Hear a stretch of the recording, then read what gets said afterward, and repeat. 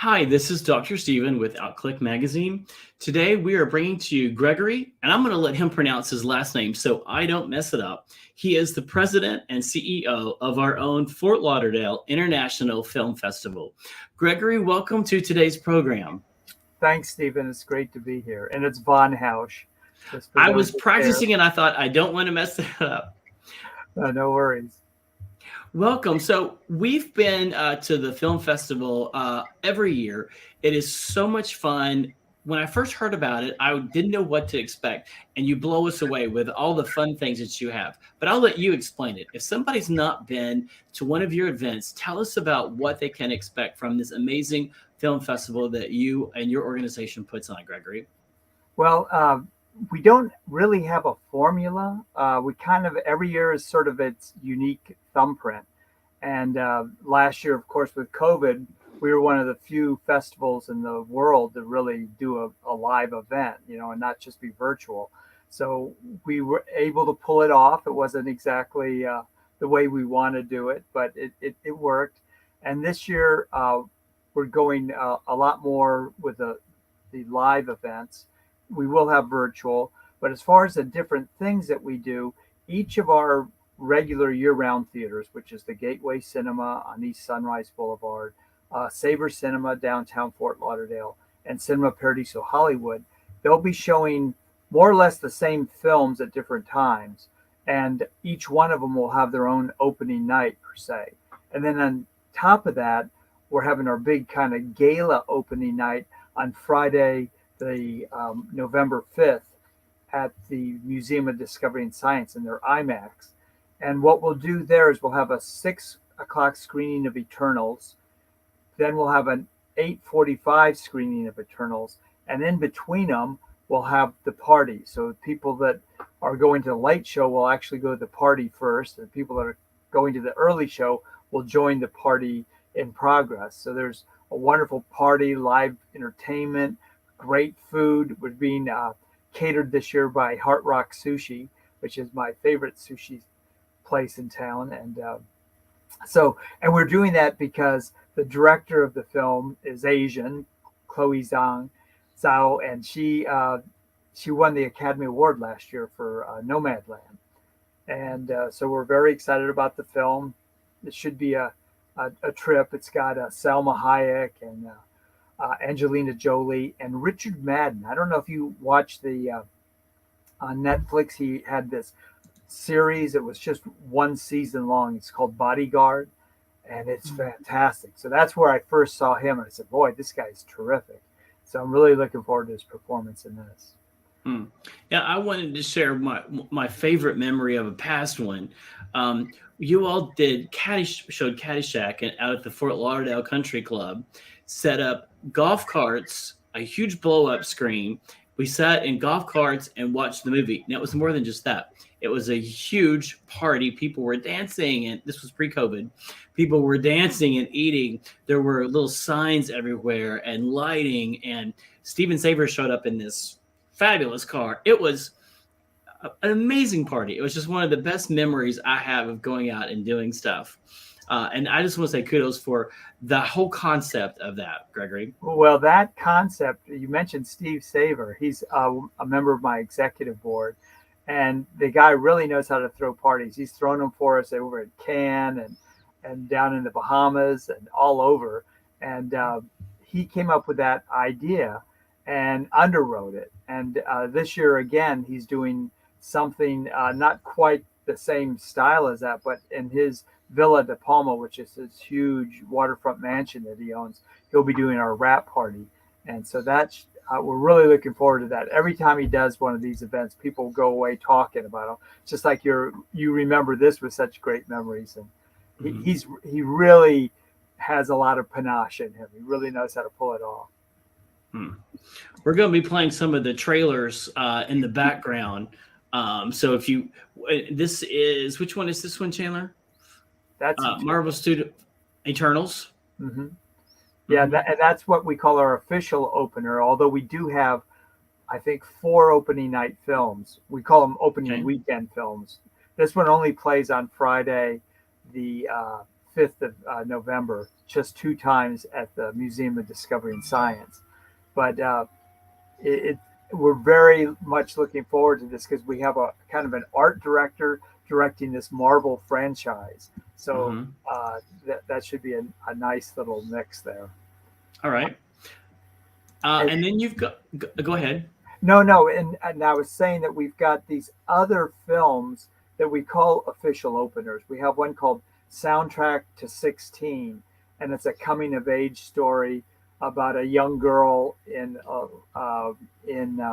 London who's turning 16 and has never been kissed, and she's made that her mission in life. And it's very sweet, lovable, funny, and the director and co-writer are coming over from London. The two Mm. leads are coming over from London, so we're very excited about that. And then we have another film from Hungary called don't tell me what it's called now. Oh, Tall Tales, and this is a thriller. This clip that you're seeing now is from the film I was just telling you about, and it is very kind of a dry London wit, and very excited about it. I can't wait. We got the British American Chamber of Commerce is coming out in mass for this one. But Mm. back to Tall Tales from Hungary. After, Hungary was kind of conscripted into World War II by the Nazis. They more or less said, you either fight with us or we will annihilate you. They said, okay, we'll fight with you. And so they went off to the war begrudgingly. Some of them not so begrudgingly. Some of them kind of had those leanings anyway. And now it's 1946 and 47, and people are not everybody's returned from the war that's coming, and their loved ones back home don't know if their loved one has been killed or what. There's no communication, so they take out these little want ads in the personals in the newspaper saying, "Have you seen my husband? Have you seen my brother? Have you seen my father?" Blah blah blah, and describe them. Well, this one guy reads all these things and he sees a way to scam people as a flim flam. So he goes and he says, "Oh yes, I was with him his last days," and they feed him and they clothe him and they love him. They give him money and they pack him off, and everybody feels good about it. Well, until somebody gets wise to it. So then he's on the run. It is one of the most thrilling movies, and you don't usually see these post-war kind of film noir movies coming out of Hungary, at least. So very excited. And that young man that we just saw in the picture there running, he's the star of it. He's coming over from Budapest. So I really, really love that film. So that's Mm. one of our official openers. Then we have another one. It's a Greek film, kind of a bittersweet comedy. This Greek guy has been living in Spain, and he has got word from his family that he's got to come home. So he's got this van, this old broken down kind of van, and for whatever reason he can't drive it. He takes out an ad and gets somebody to drive the van for him as they go across and sleep in it. This young woman whose son is in Greece and she's got to get back and take care of him signs on to be his driver. And they have all these adventures and misadventures as they wend their way from Spain around Malacca down to Greece. And I love that. And the lead actress is coming over from Spain for that one. So those are I think our official opening films. Mm. Now, you stole one of my questions. One of my questions was, who are some of the guests that are coming? So what's fascinating about the festival is you're not just watching the film.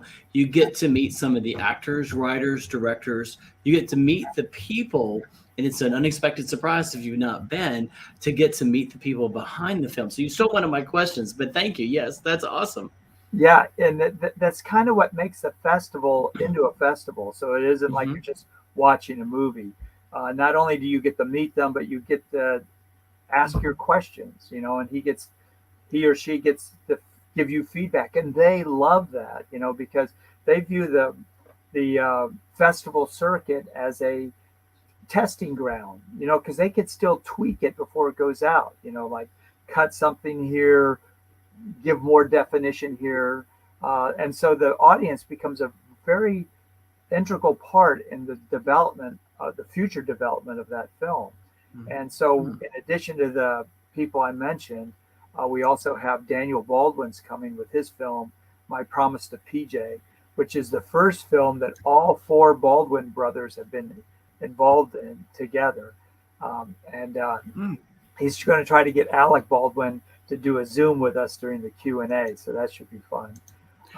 Alec Baldwin is going to do a Zoom. That's fascinating, really. Yeah. So he's in it, and they're very much. It's a documentary, and they're very dedicated to the mission of this.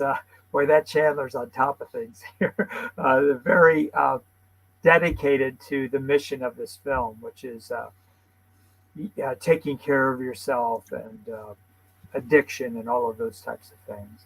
So there's Daniel right there. And this is in the beginning of the movie where he's telling you what he's going to do as he goes over to Pampaloma to run with the bulls.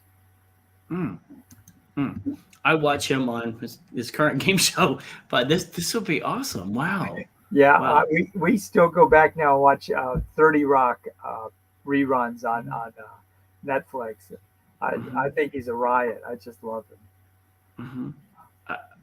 Wow. And we in the past we have had Daniel here, and we've had Stephen, and we did a press conference with Billy. So this is the closest we're coming to Alec in this one. Well, if he's there, that's. But how awesome to have that like that. Yeah, I think so. Awesome. So the other mascarpone, I want to make sure I pronounce that correctly. That's the one that we are going to be hosting November 11th at the Gateway Cinema. We're very excited to be the host media company for that. Chandler's going to play that one too. You're right. Chandler's working hard for us. Tell us about that one, Gregory. This is an amazing film, if you don't mind. Yeah, it's very sweet. There's a lot of comedy in it. It's basically a young man, like in his late 20s, looking for love. And he's more or less been a housewife. And near the beginning, I don't want to give everything away, but near the beginning of the show, the relationship changes. And now he has to go out and fend for himself. He was really good about taking care of the domestic things, but getting out into the world and having to be the person to put your foot forward wasn't really his forte. So he's learning along the way. And as he discovers this, he discovers that he did have a skill. You know, being the housewife, he was doing all the cooking and everything like that. And he turned out to be quite a chef. So he gets a job kind of interning for a pastry shop, and then becomes one of their lead chefs. The cooking in it is great. The sex in it's great. I mean, it's a really sweet film. And like I said, funny. That guy that you're seeing on the right there, he's the lead. And I think he does a fabulous job, and all the supporting characters as well. But it's a nice view of Italy in a different kind of way. You know, you're definitely a local when you're watching this thing. We may get to interview one of them. I think Jan is working on that to maybe get to. Yeah. I think maybe the director. I'm not sure, the director or the lead actor. And after your film, after you get through talking with the audience, we're going to have a reception, so all of your people can, join us for that. Well, this is an amazing film. Thank you for letting us be a part. What do you have any? We'll play the trailer. Keep letting it play, Chandler. Are there any favorites? Any other favorites of yours? People on your not to miss list? Yeah, there's a film called France. Okay. It stars Léa Seydoux, who's currently the new Bond woman in the No Time to Die. She plays the lead woman, and she's it's a really kind of a dark comedy about a journalist, a TV journalist that is really hot stuff. She's breaking news kind of person, and always putting people on the hot seat, and then going out on to the war and doing interviews and things like that. She's very savvy with the media, And I love the way they do this sequence where she's in a press conference with Macron, and they really pull it off with him right there. And I mean, it's a brilliant movie. And the guy that directed it, Bruno Dumont, he's sort of the bad boy of France. Um, this is the first film of his I've really liked. Usually they're much darker, sinister, and I don't know, not to my liking. But this one's got comedy in it where the other ones lacked it, and Mm. it's really a terrific film. So I like this a lot. There's a film, a Norwegian film called Betrayed, that is a about the Nazis invading Norway, and Mm.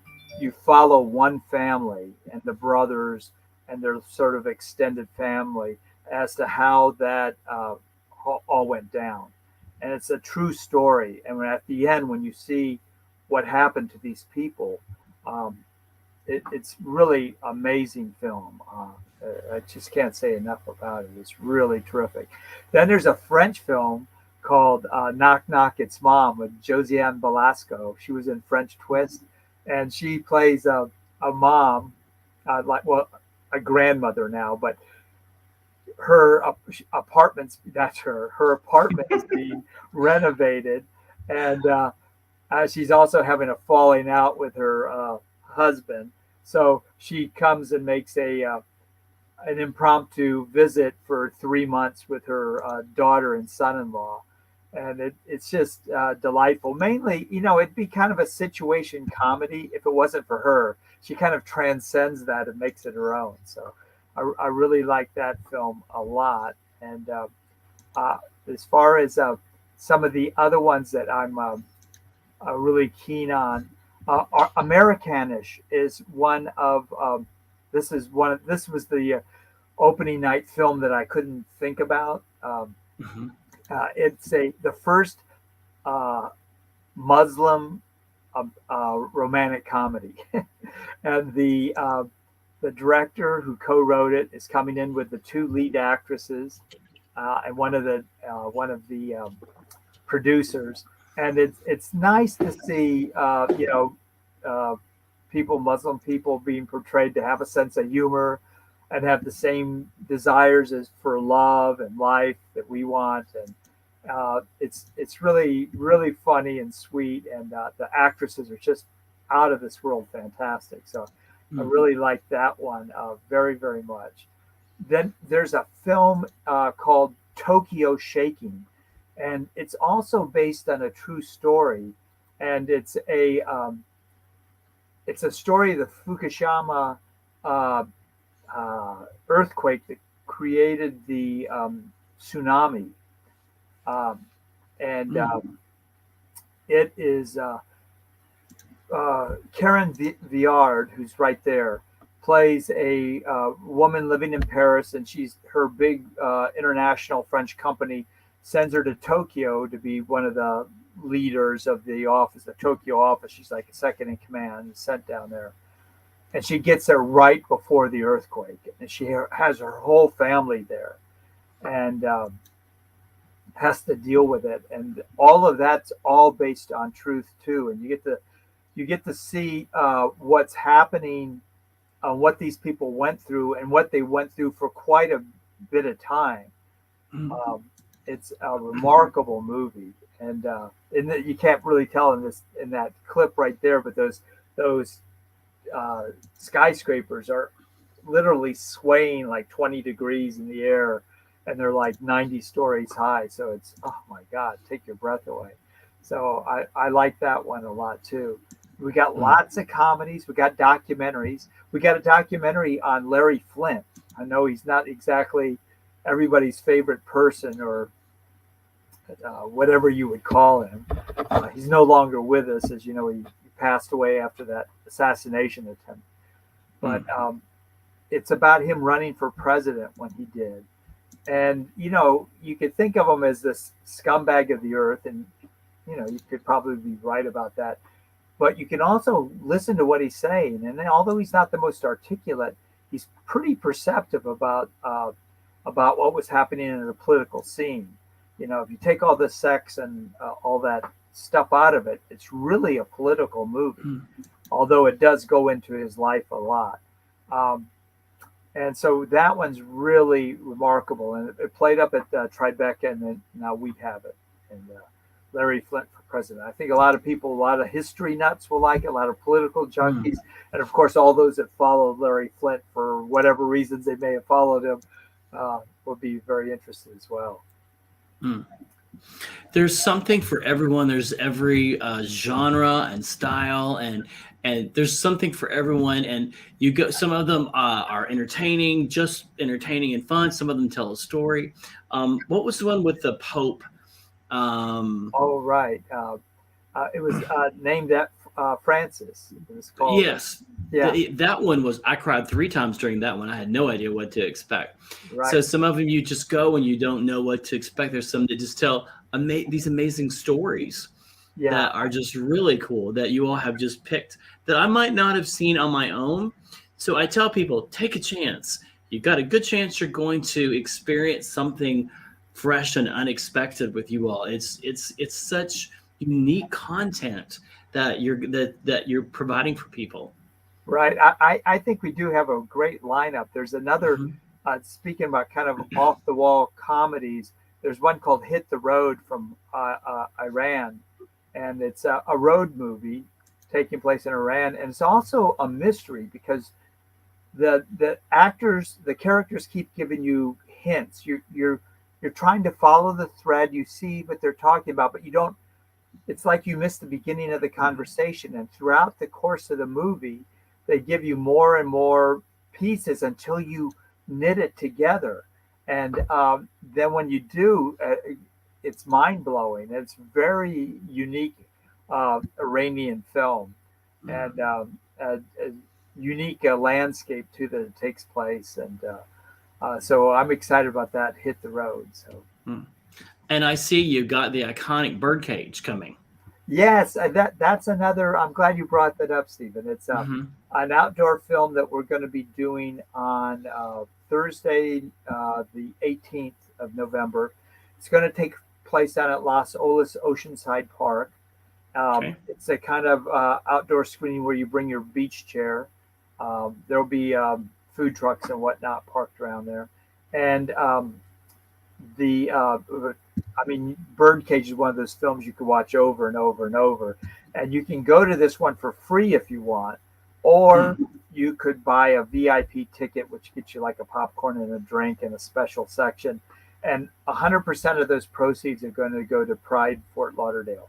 So we're really excited to work with them on this. And we hope we raise some money. But if you've never seen the Birdcage, I can't imagine there's anybody that hasn't. But if you have never seen it, this is your time. And if you have seen it, believe me, you're going to love it, maybe even more than the first time, because you'll precede things with anticipation. It's very funny. And Robin Williams and Nathan Lane are just incredible.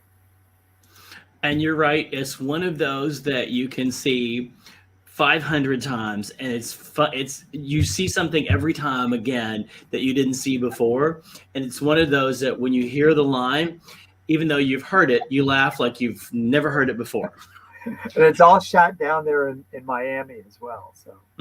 And you can see the South Beach, and you can see, and you feel like you're sitting right there. And there's at one point, I think they're sitting there on the causeway, and the ships are behind them. I believe they either are. It sure looks like it. They're sitting there on the causeway.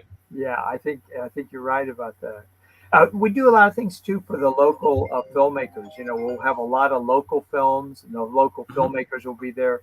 We find that that's part of our mission. You know, it isn't just to replicate whatever Hollywood sends us or Berlin or whatever. So, and that's always a cause for a lot of excitement, because you'll get maybe 50, 75 filmmakers there, people that were in the movie or did the sound or the makeup or the costumes or directed it. So that's really, I think that's kind of what we're all about, you know, is to make everything local. Like, you know, Tip O'Neill said, all politics is local, and all filmmaking eventually comes back to that. going to those parties and just overhearing the conversations of those people are fascinating, because you're never going to recreate that naturally, but to have them there and hear them chatting about this, that, and the other, you really feel like you are behind the scenes of Hollywood on multiple levels. It's so cool to get to be in that kind of party, because they're talking about their experiences, their collective silo experiences, and they're coming together.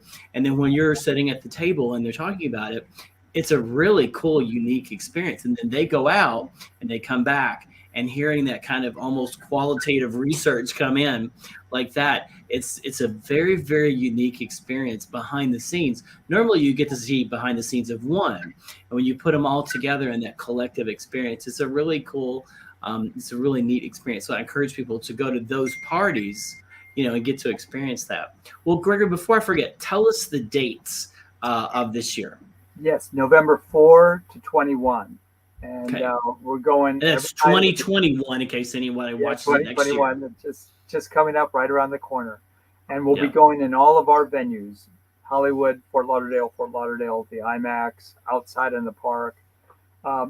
Go pick up the Riverwalk magazine. They did our catalog.